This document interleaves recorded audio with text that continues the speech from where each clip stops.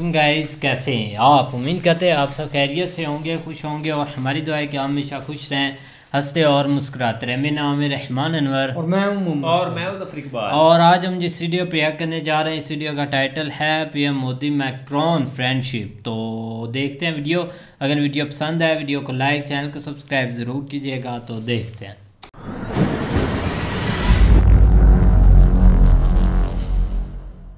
आपको ऐसा लगता है तो भाई ये पूरा का पूरा तेजस एचएएल नहीं बना रहा है, हिंदुस्तान की अलग अलग फैक्ट्रीज से इसके पार्ट्स आ रहे हैं। दूसरी चीज, अमेरिका कहता है भारत के बड़ा क्लोज है, लेकिन अमेरिका जो है वो एक मौसमी दोस्त है। जब गर्मी होती है तब वो अलग होता है, जब सर्दी होती है तब वो अलग होता है, जब सावन होता है तो अमेरिका अलग होता है, जब पतझड़ होती है तब अमेरिका अलग होता है। मुझे लगता है कि एक टेंजिबल शिफ्ट हुआ है जिस तरीके से दुनिया हमें देख रही है। हमारे पूरे जो, मुझे लगता है कि राम मंदिर बनने के बाद भारत का कद और ज्यादा बड़ा हो गया दुनिया की नजरों में, ये मैं कहना चाहता हूं आपसे। जय हिंद दोस्तों, मैं हूं मेजर गौरव आर्य और आप देख रहे हैं द चाणक्य डायलॉग्स। इस वीडियो को लाइक करिए, हमारे चैनल को सब्सक्राइब करिए, बेल आइकन दबाना बिल्कुल मत भूलिएगा। दोस्तों, फ्रांस के राष्ट्रपति इमैनुअल मैक्रोन भारत आए, Republic day, chief guest, Jaipur में रोड शो, ये सब आपको पता है। लेकिन दोस्तों, वो यहां पे साइन करके क्या गए? उन्होंने बातचीत क्या करी मोदी जी से और किस चीज के वादे हुए, किस मुआहदों पे सिग्नेचर हुए, भारत को क्या मिलेगा, इसके ऊपर आज का द चाणक्य डायलॉग्स है। और दोस्तों, इसमें एनालिसिस भी है। यह खबर आप हो सकता है मेन स्ट्रीम मीडिया हाउसेस से सुन चुके होंगे, लेकिन हमारा एनालिसिस थोड़ा सा अलग होता है। दोस्तों, काफी सारी चीजें साइन हुई, मैं एक एक करके आपको बताऊंगा क्या क्या मिला भारत को। लेकिन जहां तक हथियारों की बात है या जहां तक टेक्नोलॉजी के प्लेटफॉर्म्स की बात है, सबसे बड़ा जो सिग्नेचर हुआ है वो दो आइटम्स पे हुआ है। पहला है H-125। दोस्तों, ये मल्टी यूटिलिटी एक हेलीकॉप्टर है, और इसके पहले कि मैं इस हेलीकॉप्टर के बारे में बताऊं और आपको यह बताऊं कि इससे हमें क्या फायदा होगा, आप बोलेंगे साहब हेलीकॉप्टर तो हेलीकॉप्टर है। नहीं, इसमें मैटर कुछ और है। आप सबसे पहले देखिए ये छोटा सा वीडियो।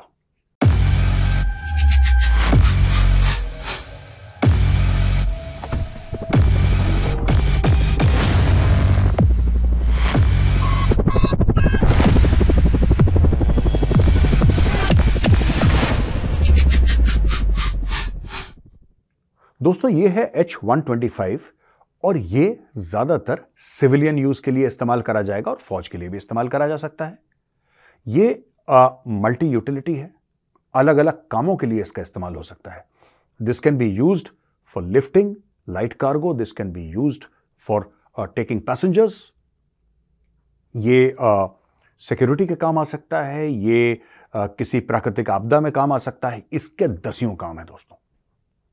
ये हेलीकॉप्टर एडवांस्ड हेलीकॉप्टर है, ये एयरबस का हेलीकॉप्टर है, और ये हेलीकॉप्टर आ रहा है भारत, यानी कि ये भारत में कौन बनाएगा? एयरबस और टाटा मिलके बनाएंगे। टाटा को आप सब जानते ही हैं, एयरबस को भी आप जानते हैं, तो टाटा और एयरबस मिलके ये हेलीकॉप्टर लाएंगे भारत में। दोस्तों, टाटा की फैक्ट्री से निकलेगा हेलीकॉप्टर। अब ये हेलीकॉप्टर के ऊपर इतना हल्ला क्यों? अब मैं आपको बताता हूं हल्ला क्यों। दोस्तों, बात यह है कि गवर्नमेंट कोशिश क्या कर रही है।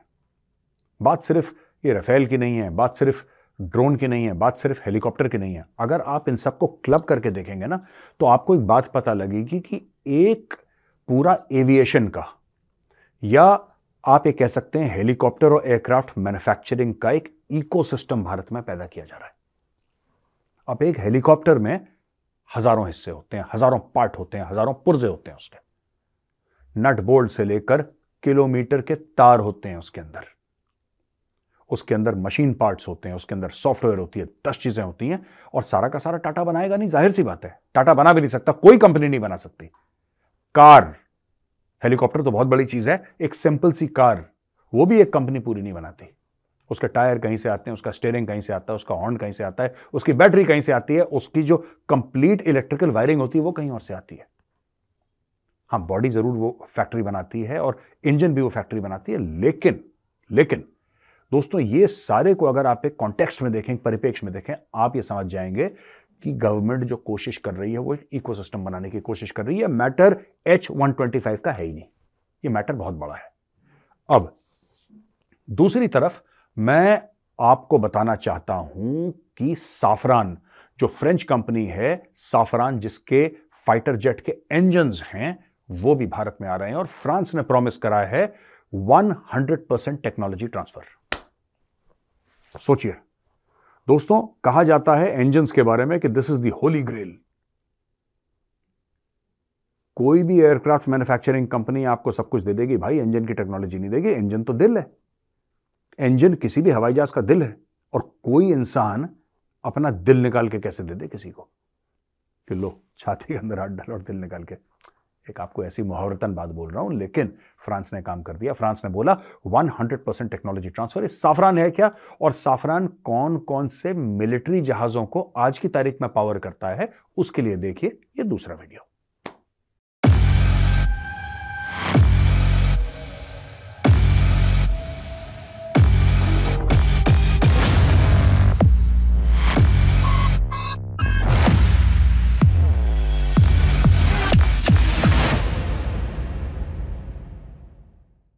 दोस्तों आपने देखा, ये जो साफरान का इंजन है, इसमें कई सिविलियन एयरक्राफ्ट भी चलते हैं, इसमें कई फाइटर एयरक्राफ्ट भी चलते हैं। हमने साफरान का इंजन अपने लिए लिया है कि साफरान का इंजन भारत में बनेगा और ये तेजस में डाला जाएगा, और आगे चल के भारत अगर कोई और हवाई जहाज बनाता है उसमें भी साफरान का इंजन। और आप जानते हैं जी का इंजन भी अमेरिका से आ रहा है, लेकिन French are closer to us. France आया, फ्रांस ने जल्दी जल्दी बात कर दी, कहानी खत्म हो गई, अब वो इंजन आ रहा है।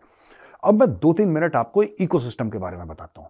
दोस्तों सबसे बड़ी चीज होती है सप्लाई चेन, किसी भी धंधे में, किसी भी बिजनेस में सप्लाई चेन। और भारत ने जो शुरू करा है, एक मुहिम शुरू करी है और देशों के साथ सप्लाई चेन रेजिलियंस की।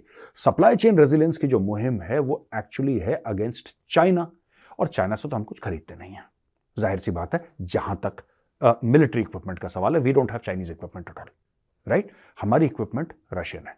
लेकिन भारत के अंदर एक जागरूकता पैदा हुई है कुछ साल पहले।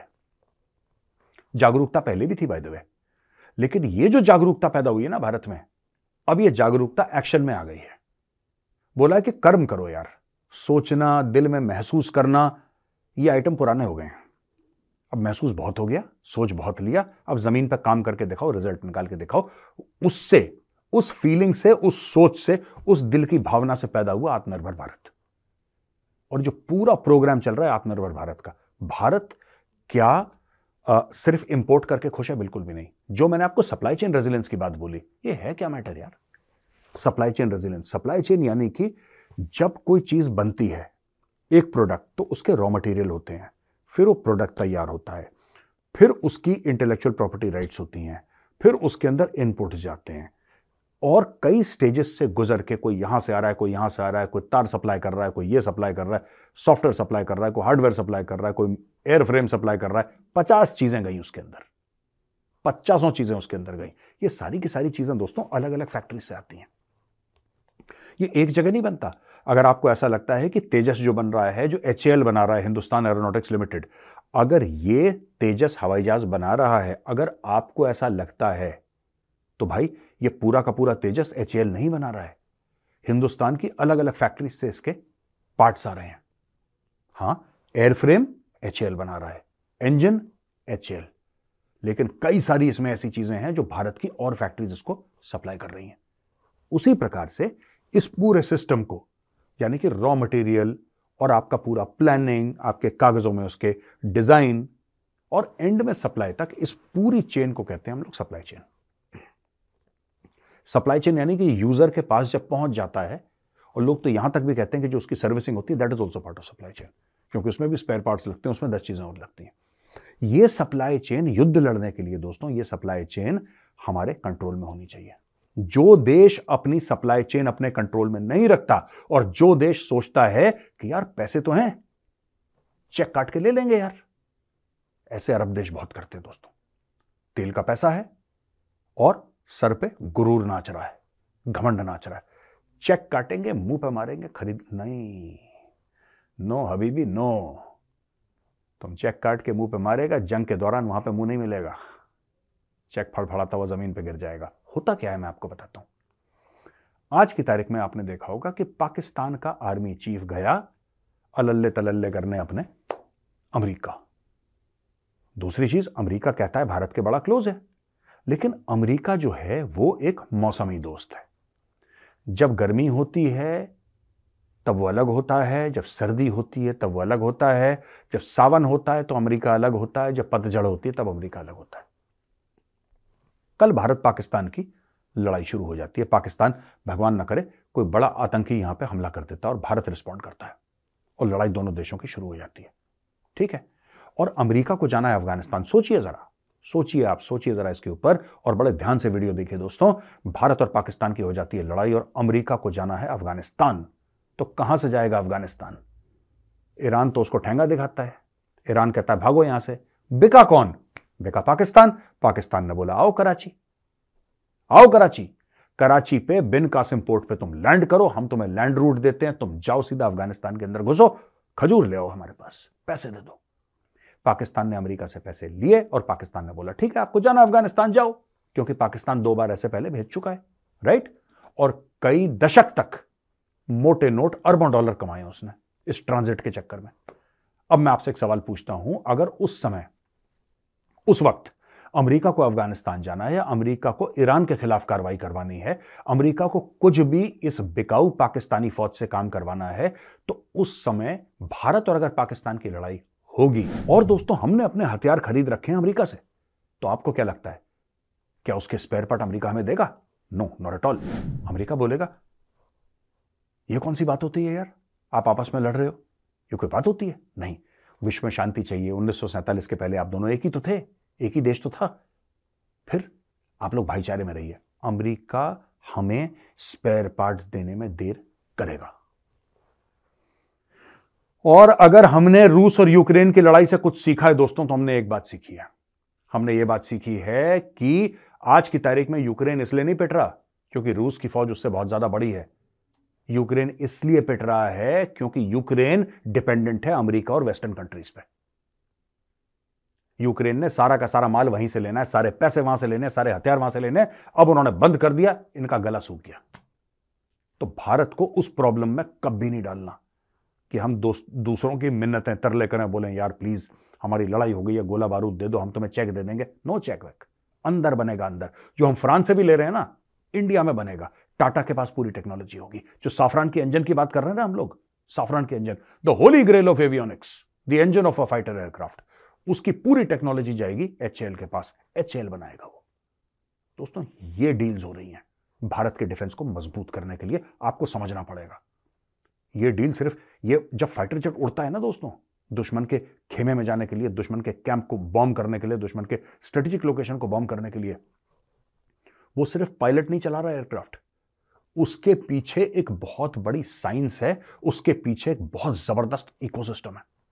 कभी किसी एयरफोर्स के पायलट से आप बात करिएगा, वो आपको बताएगा कितना बड़ा इकोसिस्टम। जब पायलट बैठता है एयरक्राफ्ट में, तेजस के अंदर पायलट बैठा है और तेजस टेक ऑफ कर रहा है, अब मिशन इनसाइड पाकिस्तान, ठीक है, उसको बोल दिया गो, उसने अपना एयरक्राफ्ट टेक ऑफ करा, उसको पता है उसका मिशन क्लियर है। लेकिन उस गो के पहले भाई कितनी प्लानिंग है, कहां से एयरक्राफ्ट आया, कहां पे तेल भरा, कौन से उसके अंदर से वेपन लगाए, कौन सी मिसाइल लगाई, कौन सा उसके अंदर सॉफ्टवेयर है, एक पूरी अलग दुनिया है।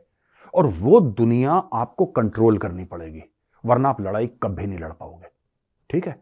वो दुनिया भारत कंट्रोल कर रहा है। अब आ गया भारत इस पे कि मुझे चाहिए और भारत में चाहिए।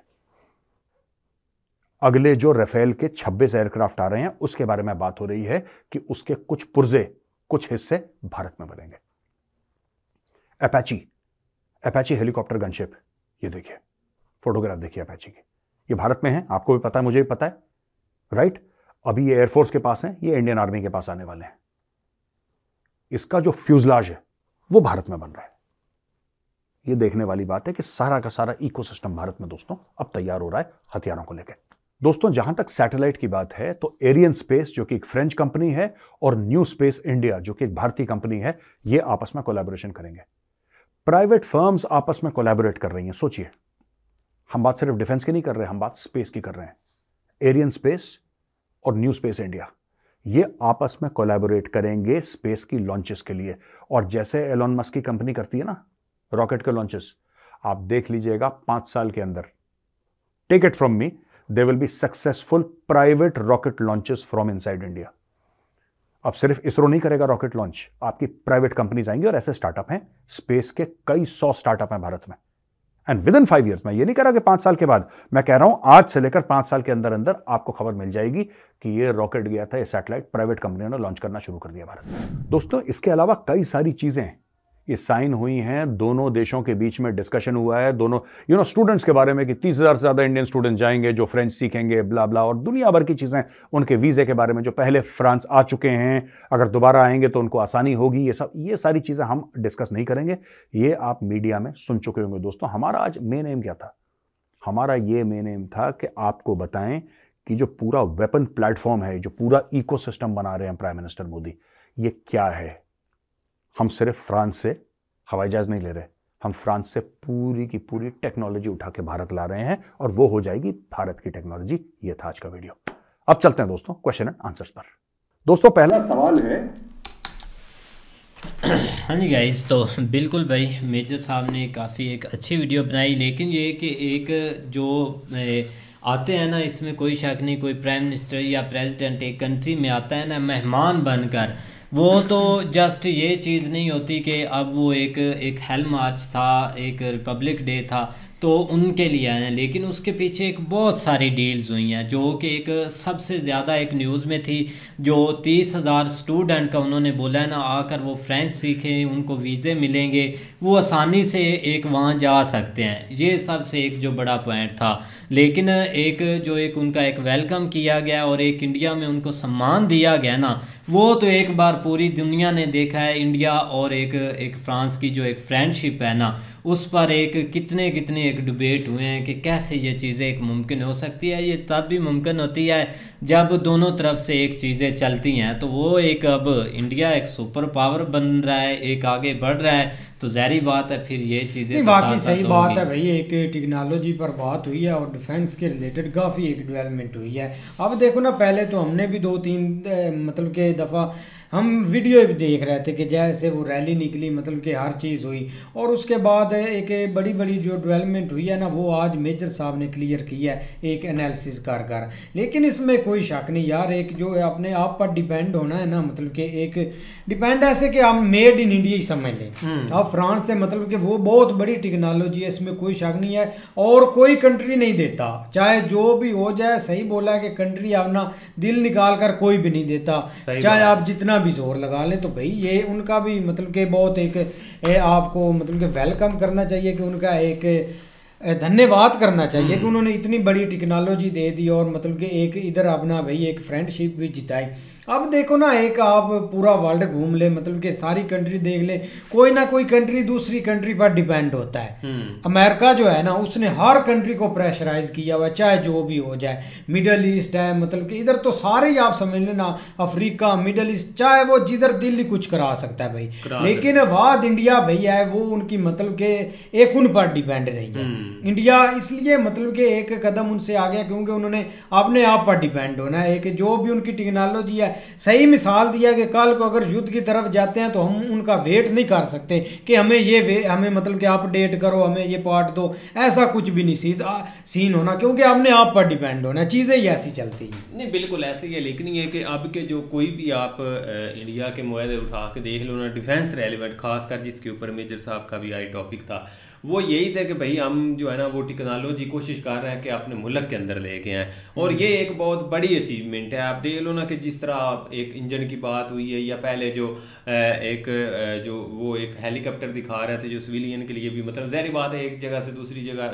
चीज़ें खासकर जो पहाड़ों वाली साइड के ऊपर ले जानी होती है, आर्मी के लिए भी ज़रूरी है और दूसरे सिविलियन के लिए भी। तो उस तरह की चीज़ें बनाने के लिए जिस तरह एक टाटा प्लस जो है ना वो एयरबस वो मिल के बनाएंगे, तो मतलब ये है कि आप वो कोशिश इस चीज़ के ऊपर ही कर रहे हैं कि हम सारी टेक्नोलॉजी है ना वो अपने मुल्क के अंदर लेके आएँ। और जो इंजन वाला सीन हुआ है ना, वो एक बहुत बड़ा सीन हुआ है, क्योंकि ज़ाहिर बात उनकी बात ठीक है कि कोई भी अपना दिल निकाल के नहीं देता, और इसके ऊपर भाई अगर मुआहदा हो जाए तो बहुत एक बड़ी अचीवमेंट है इंडिया की। लेकिन एक आगे जो है ना वो ऐसी बहुत सारी डेवलपमेंट्स जो है ना वो नज़र आएंगी, क्योंकि इंडिया अब जो भाई हमेशा ये कहते हैं कि आप कोशिश कर रहा है कि वो अपने खुद की चीज़ें जो है ना वो तैयार करें, चाहे एक सुई से लेकर जहाज तक, तो इनके इस मिशन में वो भाई यार आप देखो ना, मतलब कि एक ये नहीं कि मेड इन इंडिया बनाना और अपने पास ही रखी जानी है चीजें, सेल करेंगे भाई यार। जब खुद मुख्तार हो जाएंगे तो फिर आस्ता आस्ता सेल की तरफ निकलेंगे ना। तो आप जिस चीज़ में वो देख रहे हैं कि हम बिल्कुल एक